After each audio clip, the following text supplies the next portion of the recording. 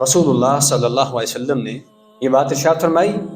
حدیث کے الفاظ اس طرح ہیں کہ آپ نے فرمایا کہ الا انبئکم باکبر الکبائر، کہ اے میرے صحابہ میں تمہیں جو کبیرہ گناہوں میں سے بھی بہت بڑے بڑے گناہ ہیں، جو کبیرہ گناہوں میں سے بھی بہت بڑے بڑے گناہ ہیں، ان کے بارے میں نہ بتلاؤں؟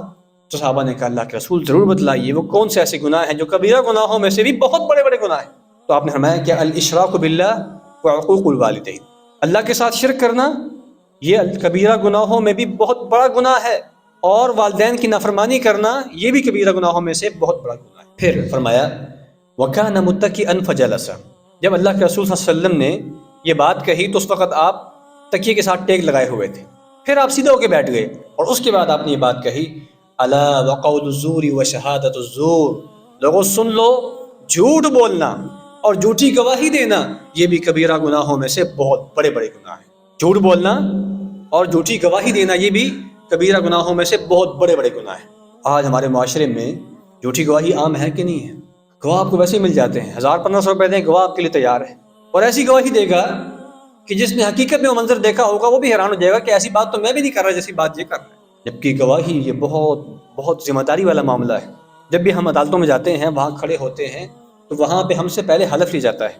ہمیشہ جو گواہ ہوتے ہیں، جب آپ میں سے کوئی عدالت میں گیا ہو تو اس نے دیکھا ہوگا کہ وہاں پر ہمیشہ پہلے گواہی لینے سے پہلے حلف لیا جاتا ہے. حلف کے الفاظ یہ ہوتے ہیں کہ میں اللہ کو حاضر ناظر جان کے کہتا ہوں کہ میں وہی بات کہوں گا جو درست ہوگی، جس کو میں سچ جانتا ہوں گا، اور حق بات کے سوا میں کوئی بات یہاں پر نہیں کہوں گا. اگر میں حق بات کے خلاف کوئی اور بات کروں تو مجھ پر اللہ کا غضب نازل ہو. یہ بات کون کہتا ہے؟ گواہ وہاں پر جا کے باقاعدہ حلف نامہ، حلف زبانی طور پہ حلف لیتا ہے، ججوں سے حلف لیتا ہے، وکیل صاحب بھی حلف لیتے ہیں. اس کے بعد پھر اس کی گواہی شروع ہوتی ہے. ہماری عدالتوں میں جو آپ دیکھ لیں کہ جو بہت زیادہ کیسز نظر آ رہے ہیں، بہت زیادہ کیسز نظر آ رہے ہیں.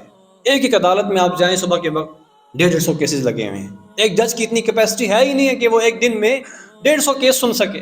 وہ کوشش تو یہ کرتا ہے کہ بس تاریخوں پہ کام چلا دے، 3-4 کیس سنے گا، 3-4 پڑھے گا، اس کے بعد پھر اگلے دن کا انتظار کرے گا. ٹھیک ہے، اس کی کیپیسٹی ہی نہیں ہے.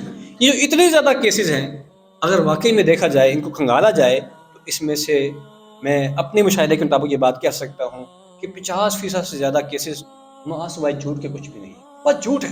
اگر جھوٹ کو ہمارے معاشرے سے نکال دیا جائے، ہماری عدالتوں کے اوپر جو پریشر پڑا ہوا ہے کیسز کا، اتنے زیادہ کیسز کا، یہ آدھا ختم ہو جائے گا.